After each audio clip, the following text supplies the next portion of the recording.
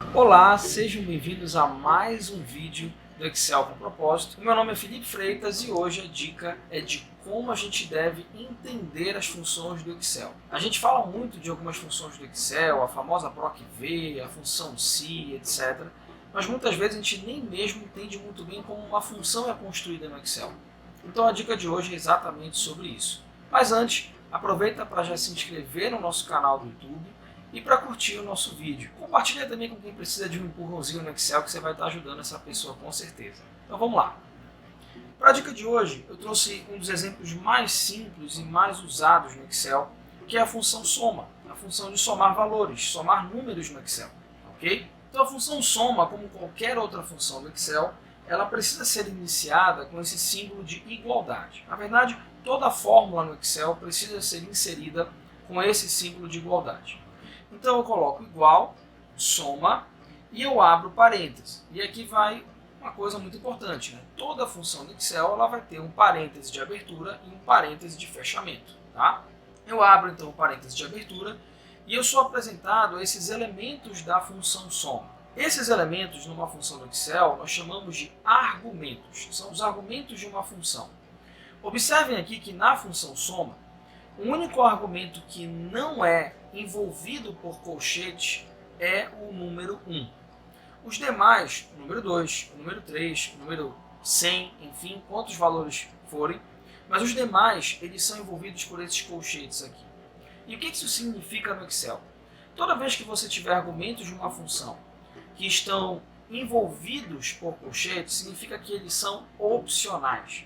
Eles não são obrigatórios, ou seja, se você não inserir nada na posição deles, a sua função vai funcionar normalmente. Quer ver um exemplo? Se aqui em cima eu digitar a função soma, igual, soma, abro parêntese, observem que aparece exatamente o que a gente acabou de ler nas orientações da função soma.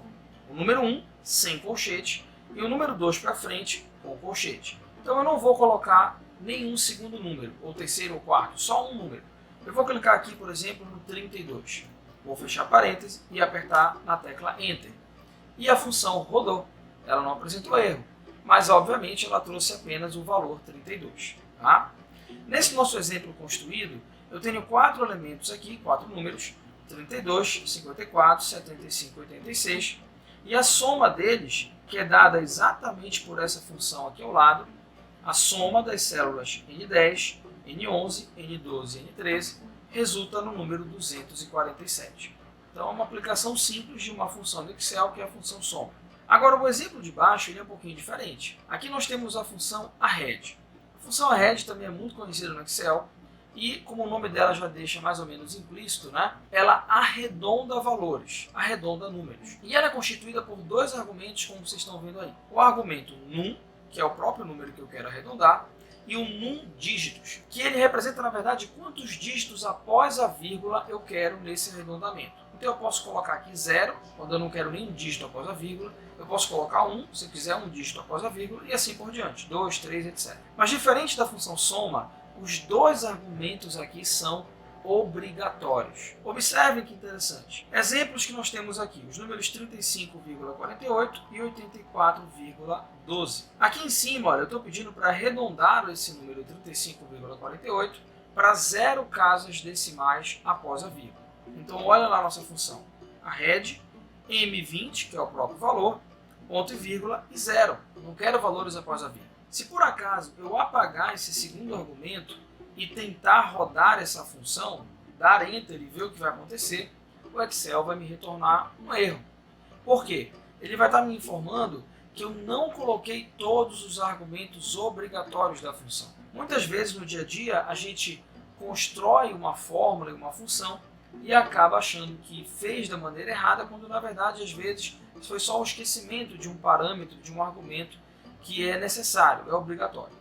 Ok? Bem, eu vou voltar aqui essa função para o que ela estava e vou dar a última dica valiosa do vídeo de hoje, que é em relação ao negrito. Como assim negrito, né, Felipe? É o seguinte, quando você está inserindo uma função no Excel, uma fórmula e funções no Excel, ao longo da construção da sua função, os argumentos que estão naquele momento sendo configurados ficam em negrito.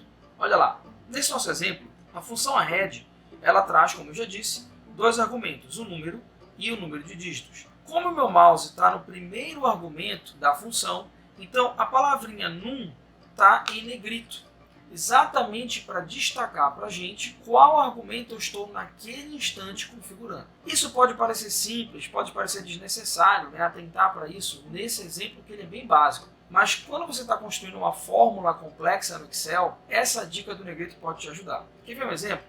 Eu separei aqui uma fórmula que recentemente eu usei para fins profissionais. Olha o tamanho dessa fórmula. É uma fórmula relativamente grande. Então, quando eu lembro desse recurso do negrito ao longo da construção da fórmula, eu tenho um recurso que me ajuda muito a não me perder, a saber exatamente que argumentos eu estou construindo naquele exato momento. E assim, a probabilidade de errar a minha fórmula, de errar a minha função, ela reduz bastante. Espero que tenham gostado das dicas de hoje e até a próxima.